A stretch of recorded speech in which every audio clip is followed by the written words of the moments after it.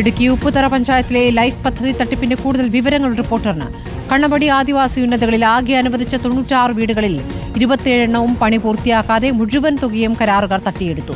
പഞ്ചായത്തിലെ താൽക്കാലിക ജീവനക്കാരനായ കരാറുകാരന് ഒത്താശ ചെയ്യുകയാണ് ഉദ്യോഗസ്ഥരും CPM കോൺഗ്രസ് നേതൃത്വങ്ങളും.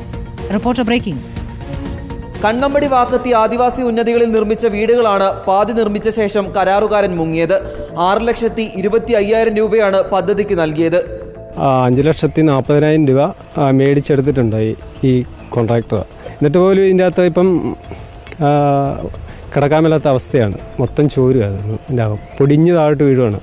ആദ്യത്തെ മഴയ്ക്ക് തന്നെ ചോർന്നായിരുന്നു. പല വീടുകൾക്കും ശുചിമുറിയില്ല. പ്ലംബിംഗ് വയറിംഗ് ജോലി ചെയ്യാത്തതും പുറം ഭിത്തി തേക്കാത്തതും മേൽക്കൂര ചോർന്നൊലിക്കുന്നതുമായ നിരവധി വീടുകളുണ്ട്. ജനാലകളും പല വീടുകൾക്കുമില്ല. പിന്നെ ജനലിൽ 3 പിടിപ്പിക്കാനുണ്ട്.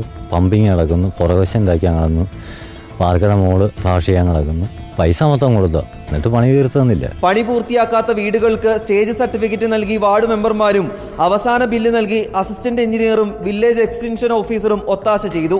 ഈ രാഷ്ട്രീയ സാധനം ഉപയോഗപ്പെടുത്തി ഈ പറഞ്ഞ നിർമ്മാണ പ്രവർത്തനങ്ങളും ബാക്കിയുള്ള എല്ലാ കാര്യങ്ങളും ചെയ്തു വരുന്ന ഒരു രീതിയാണ് ഉണ്ടായിട്ടുള്ളത്. CPIM കോൺഗ്രസ് ജനപ്രതിനിധികളുടെ പിന്തുണയോടെയാണ് പഞ്ചായത്തിലെ താൽക്കാലിക ജീവനക്കാരനും കരാറുകാരനുമായ ബിബിൻ തോമസിന്റെ തട്ടിപ്പ്.